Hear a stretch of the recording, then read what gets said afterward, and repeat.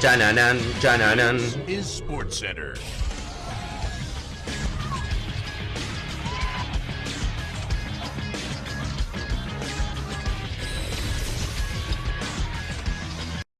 Hola gente, ¿cómo andan? Un saludo grande para todos, yo soy Sanio y les traigo un nuevo video al canal.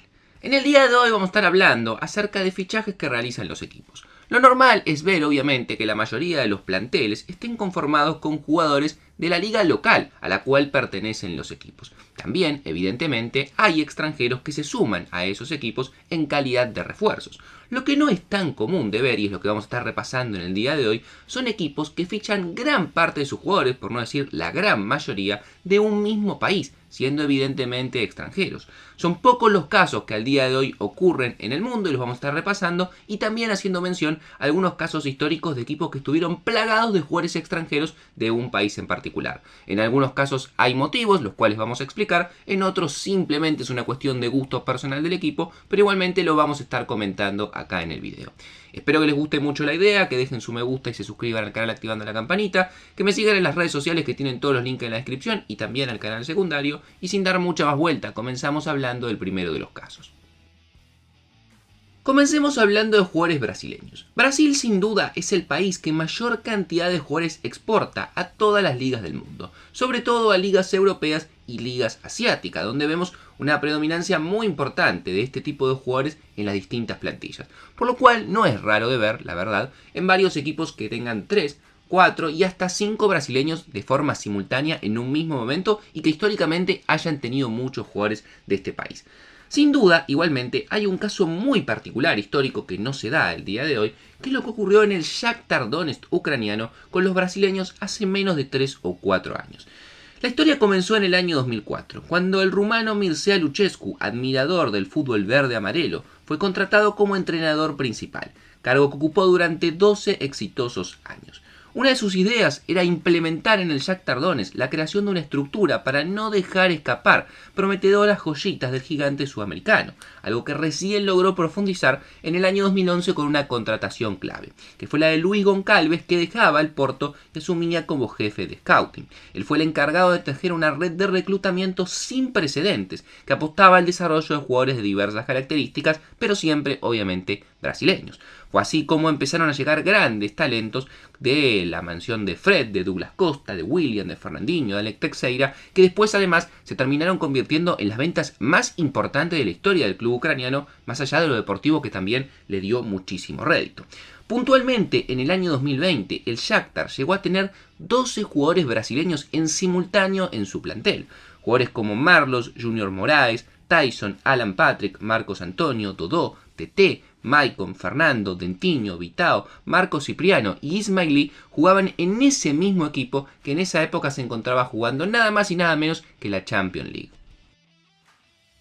Lamentablemente, desde todo el conflicto que es la guerra ucraniana y rusa, el fútbol ucraniano se ha convertido en un destino poco atractivo. Antes en Brasil se lo veía como un trampolín para llegar a las grandes ligas. Hoy en día, por cómo se vive, por el fútbol que ya no se juega de la misma manera y desde lo económico además, dejó de ser atractivo y el Shakhtar al día de hoy no cuenta ni con un solo brasileño en su plantel. Además, como sabrán, muchos de los jugadores se han ido de esta normativa que permite la FIFA a los jugadores ucranianos irse del territorio durante un par de temporadas, pero seguir con contrato vigente.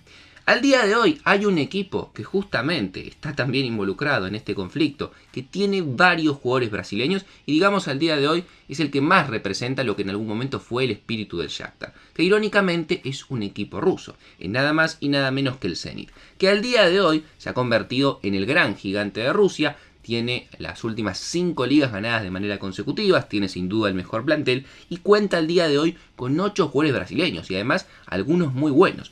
Por ejemplo, está Robert Renan, el central de apenas 19 años, que es una de las grandes promesas que tiene la defensa de Brasil. También se encuentra la defensa con Rodrigao y con Douglas Santos, que es el capitán del equipo y habitué convocado en la selección brasileña. El joven Duqueiroz, que llegó desde Corinthians, en este caso volante. Wendel, un muy buen jugador también de 25 años, que se encuentra jugando allí. Claudinho, un muy buen volante ofensivo, que también llegó desde Corinthians.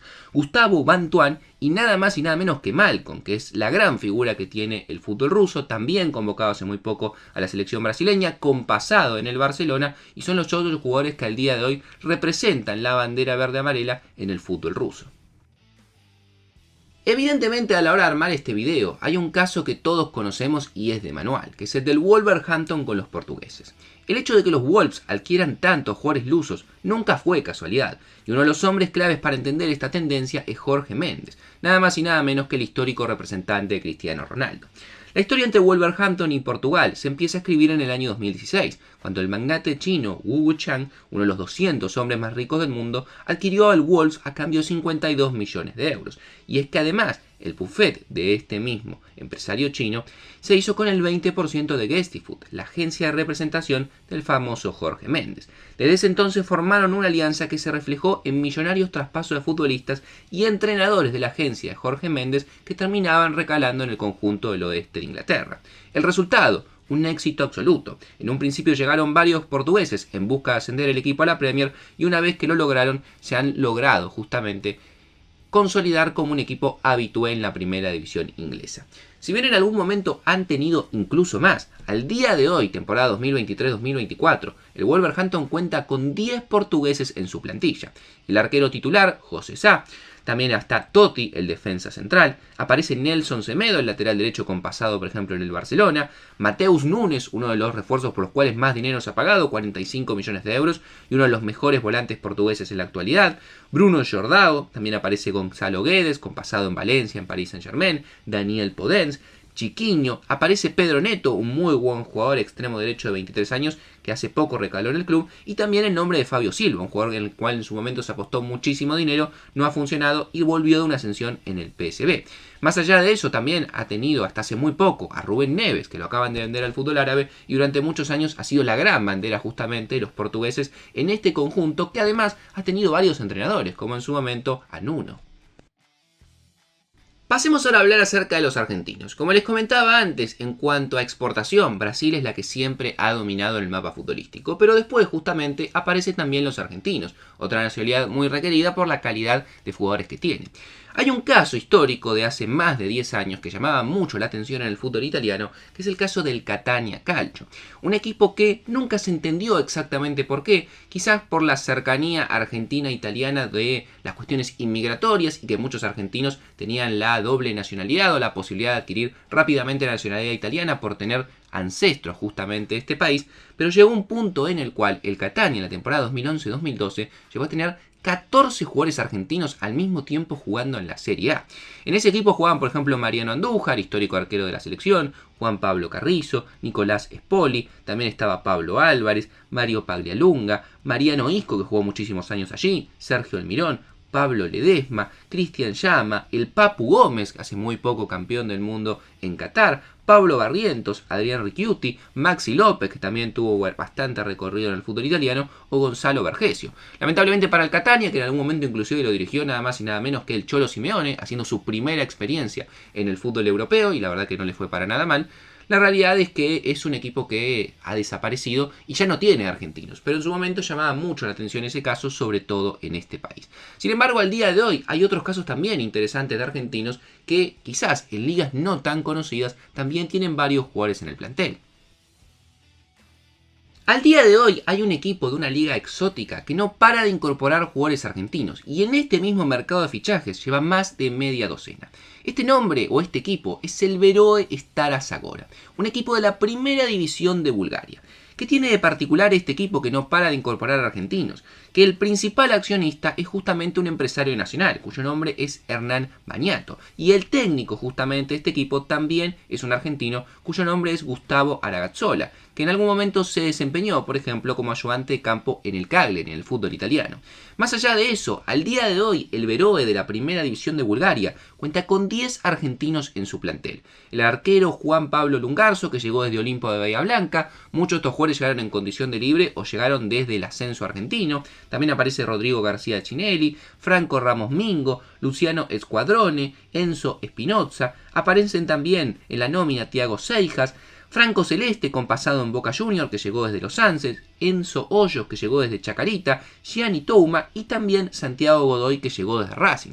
Habrá que ver a este equipo cómo le va, esta formación de jugadores tanto argentinos, pero evidentemente un caso muy particular, un equipo búlgaro que cuente con 10 argentinos, un técnico argentino y que no para de sumar jugadores de esta nacionalidad. Pero también tenemos otro caso, con menos cantidad, pero también llamativo, en la primera división del fútbol ruso, que es el Orenburg, que al día de hoy ha incorporado 5 argentinos en los últimos mercados de pases y jugadores de mayor renombre. Aparece Matías Pérez, de muy buena actuación en su momento en Lanús, Lucas Vera, que jugó también en el fútbol argentino en Lanús y en Huracán, Tomás Muro, que llegó hace muy poco desde Gimnasia y Grima de la Plata, Gabriel Florentín, que llegó desde Argentinos Juniors, y Brian Mancilla, con pasado en Racing, un equipo también ruso con 5 argentinos, que no es algo habitual de ver y que también creo que valía la pena contarles.